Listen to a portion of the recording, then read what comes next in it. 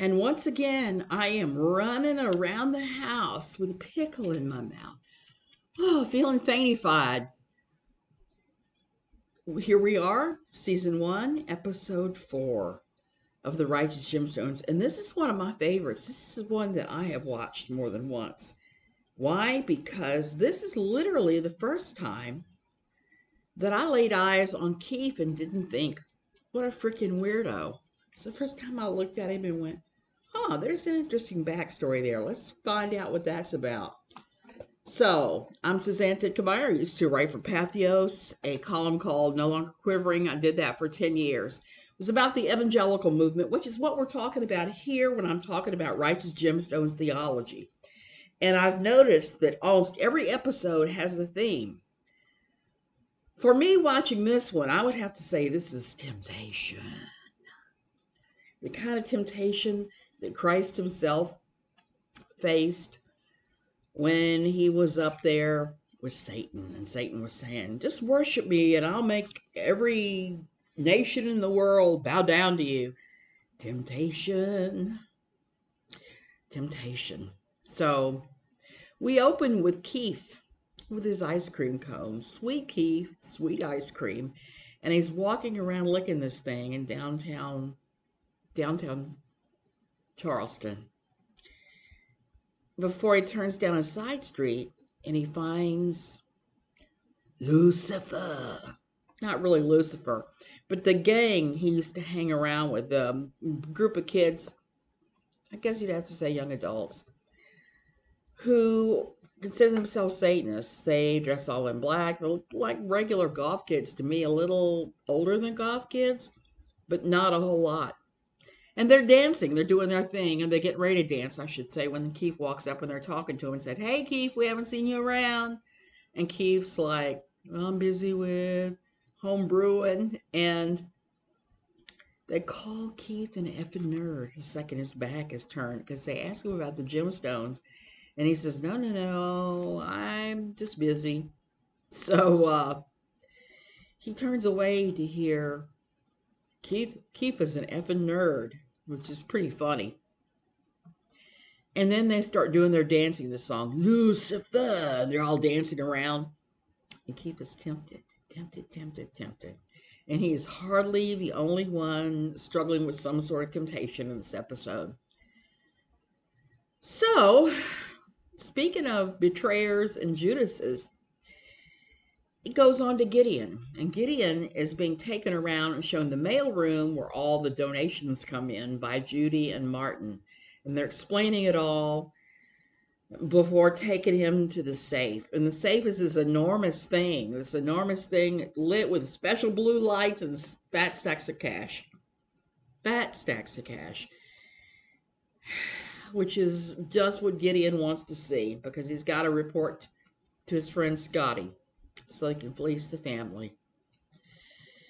Oh, so you could almost see his eyes getting really big for that. Greed, temptation, more temptation.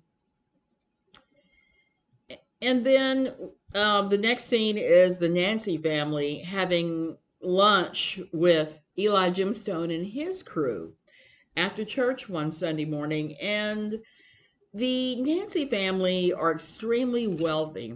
They're extremely wealthy donation givers to the church. Tithers, the 10% and more and plus. And Eli Gemstone wants to do like most every other pastor in the world when he has a high roller. Keep the high rolling coming in by really sort of catering to that people. I've seen that off and on my entire Christian life, going to churches, is to churches that will do anything to keep high rollers, and then others that the high rollers control everything. What was interesting to me when I got here was the church I went to, the high rollers tried to take over, and it didn't go real well until they pushed out the pastor and took over anyway. They didn't understand, but here they are not a big fish in a small pond. They're just an average sized fish in a very small pond. There are more fish their size than anywhere else. So,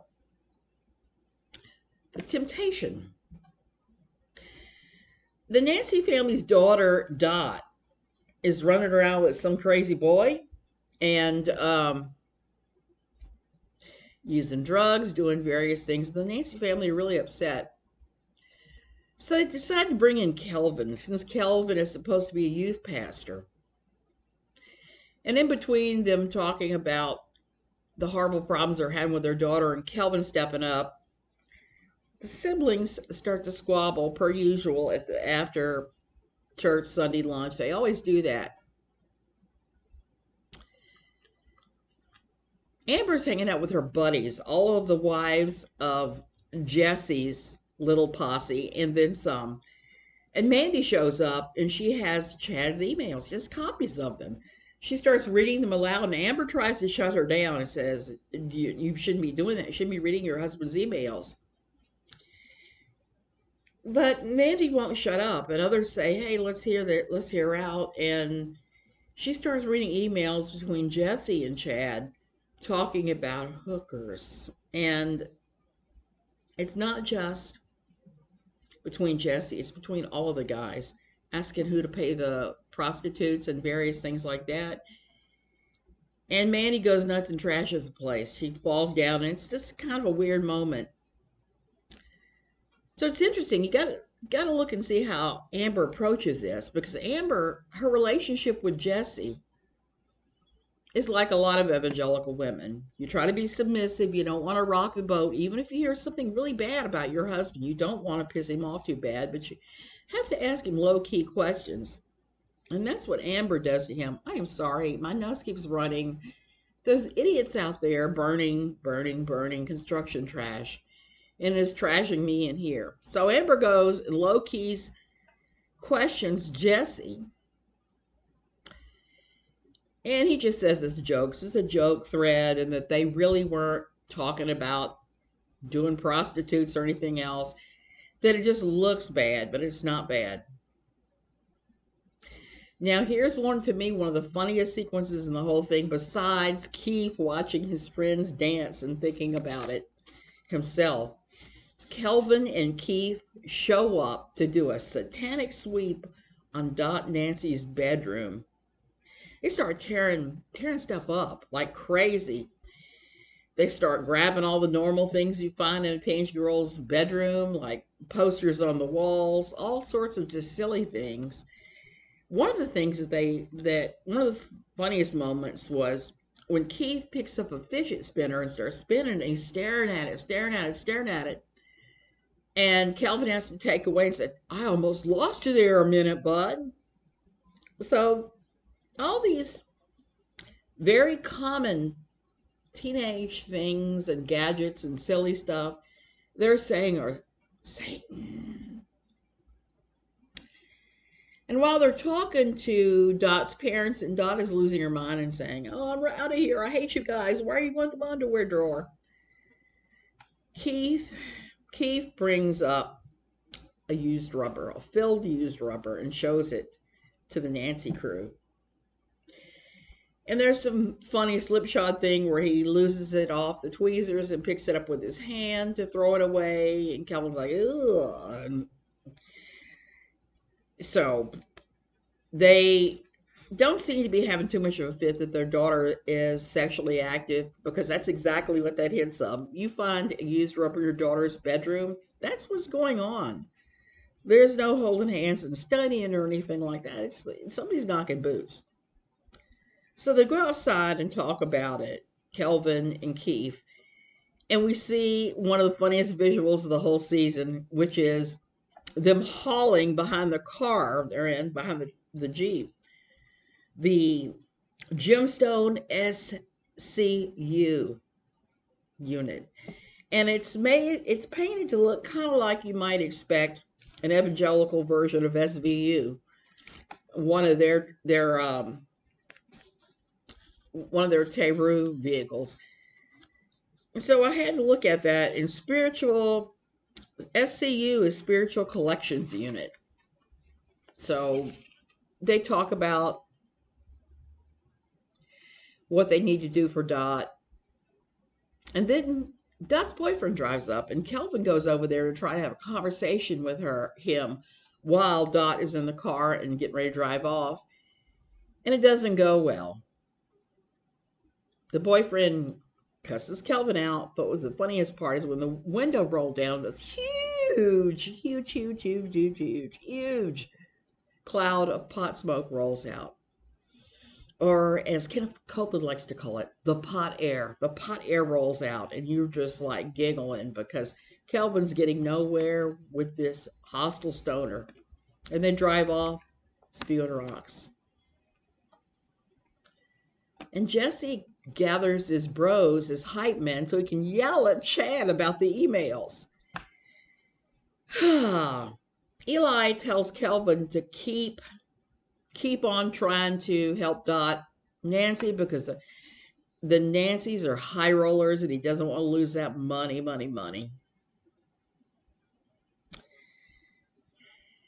And then we get to see Gideon again at the campgrounds with Scotty, oinking to him about everything he's learned, telling Scotty that it can be as much as $3 million in cash on a good weekend at the Gemstones church. You can almost see the wheel starting to move in Scotty's mind about that one. Temptation, major temptation. And then Kelvin does really crazy stuff. He goes and stalks Dot at her school while she's, I don't know, involved in some kind of sports. He tries to jump the fence to look cool, but all he looks like is a pudgy fool. It doesn't go well. We go to the Gemstones private shooting range from there to Amber, and Amber is the queen of shooting. She's got her guns. She's going to town. She's hitting all the targets. And tells Jesse she wants to go and pray for Mandy and Chad when this is over with. And they do. They go and pray for Mandy and Chad. And Mandy keeps confronting Chad on the emails.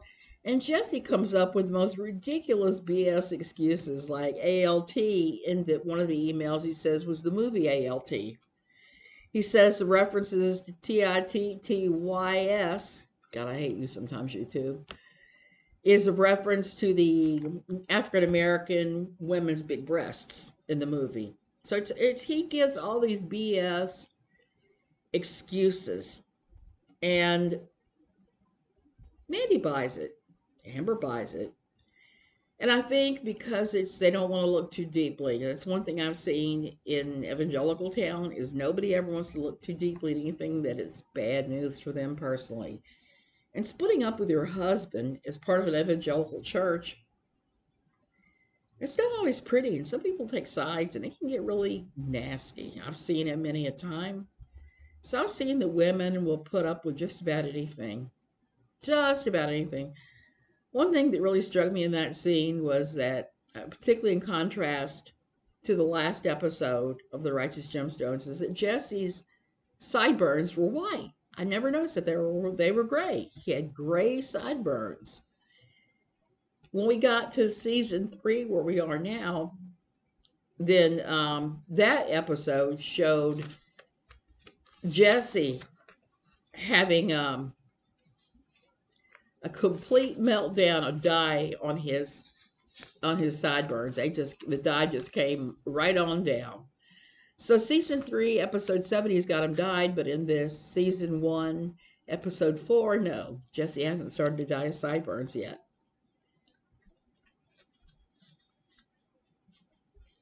So there's a youth group meeting that Dot Nancy goes to after Kelvin stalks her at her school. And they have it at the Sky Zone. It's the Trampoline Youth Group. Now, I remember many times at my old evangelical church that you could get more flies with sugar than vinegar, as they say. And you would have these youth group activities that were extreme and worldly and various things. And it would bring the kids in. I think that is why, I can't remember the name of the events. There was a youth conference that would go around and would try to sign people up to go on mission trips. Oh, I forgot what that's called. Teen Mania was the name of the organization, but they'd have these huge conferences all over the place. Acquire the Fire. And there would be things like that there. You might have a trampoline area. You might have a cliff climbing thing and all these these very cool Christian bands to appeal to the kids and try to bring them in. So that's what Sky Zone is. It's Kelvin trying to do this on his own. He starts jumping around and doing all kinds of crazy flips and things and trying to seem cool, cool, cool. And then he pats himself on the back, thinking that he's brought Dot Nancy back. And then he finds out that Dot ran off with her boyfriend. Some of the kids told Kelvin that Dot ran off to this place called Club Sinister. And he says he's never heard of it before, but Keefe has to fess up. Keefe used to hang at Club Sinister with those same dance people that they had at the very beginning, the gothy looking kids that were singing Lucifer while dancing around. So Keefe says, I know where this is. And comes out, he used to dance naked in a cage next to the DJ as a teenager at Club Sinister. His little satanic buddies try to lure Keefe in as they're searching for Dot Nancy. They want him to be the baby again. Be the baby, Keefe. Keefe, be the baby. And that plays into a very funny sequence in this season's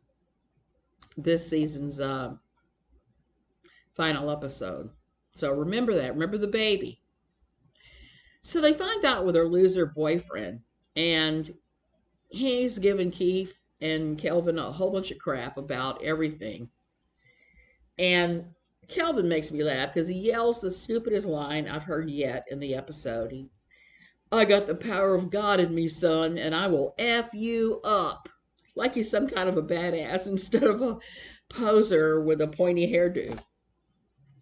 So the place gets raided, and Dot's boyfriend disappears. He dumps her.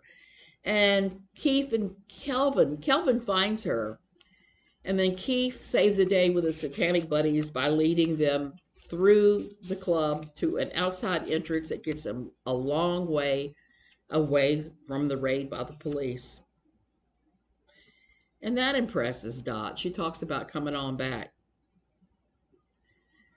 And then we get Scotty and Gideon drinking, eating, drinking at a bar, talking about the hypocrisy of the Gemstone Church. And there's quite a bit of hypocrisy. Scotty steps talk about what he's going to get with the money, what he's going to do. He's going to go to Dope Ass Thailand, which makes me laugh. And he makes Gideon have the confession, F my family. He makes Gideon say it out loud several times. And you can see that Gideon means it when he's saying that. So whatever it was that went down between Jesse and Gideon as Gideon was a teen, it was pretty bad. And Gideon is still carrying that crap around with him.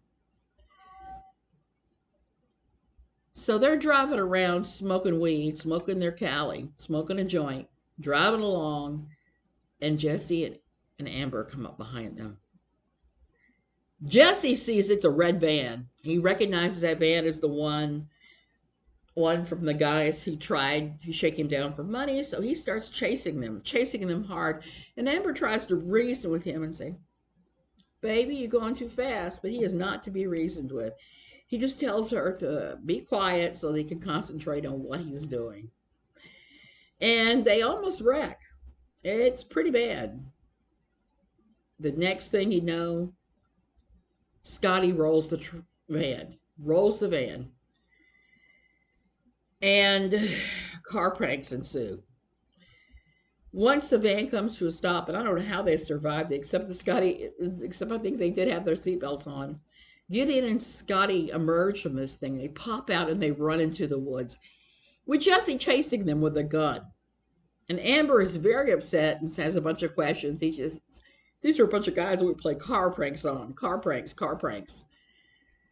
So Jesse is justifying all the crazy runaround that they just did as car pranks. So you do have temptation all the way around this whole silly episode. You've got the temptation of Dot Nancy. You've got the temptation of Kelvin trying to prove himself to his father and to the Nancys. You've got the temptation of poor Keefe turning his back on his buddies when he really wants to be dancing with them to Lucifer at Club Sinister. You've got all of that. You've got the temptation of Gideon looking at the money coming into his family's thing. The temptation of Amber to doubt Jesse. And the same thing with Mandy and Chad. But also the temptation there is to just shove these things under the rug so that you don't have to go through the pain of a divorce and separation in a church, because that can be really hideous. So everybody in the whole episode is tempted about something. Sometimes the temptation is just monetary. Sometimes it's something a little deeper. So that is what I pulled out from that episode this time. Check with me in a few days. I should have episode 5 from The Righteous Gemstones looked at and reviewed. And I'm anxious to see what I'm going to be able to pull out the next one, because this has been interesting. Rewatching these, I'm seeing stuff that I didn't see the first time. And it was a lovely reminder of how I started to love Keefe. Keefe is my favorite character. BJ is a close second. The two of them are the only two that seem like they have any Christianity going on with them, that really seem like they're following the examples of Christ. The rest of them, they're a bunch of crazy mixed up balls of whatever, but we all are in our own way. So I can't fault anybody for trying to work out their lives with fear and trembling, because that's what we're supposed to do. Doesn't always work out that way. Sometimes it's a whole pile of crazy. Love you guys. I'll see you later.